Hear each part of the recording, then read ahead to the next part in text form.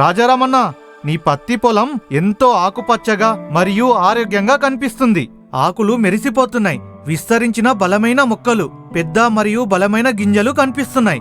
కానీ నా పొలంలో మొక్కలు బలహీనంగా ఉన్నాయి మరియు దిగుబడి తక్కువగా ఉంటుందనే అనుమానం ఉంది. ఇది ఎలా సాధ్యం? శ్యామరావన్న, ఇందులో ఏ రహస్యం లేదు. నేను మహికో కంపెనీకి చెందిన బాహుబలి ప్లస్ విత్తనం గత 2-3 సంవత్సరాలుగా వాడుతున్నాను. బాహుబలి ప్లస్ పేరు మాత్రమే కాదు, నిజంగా శక్తివంతమైన విత్తనం.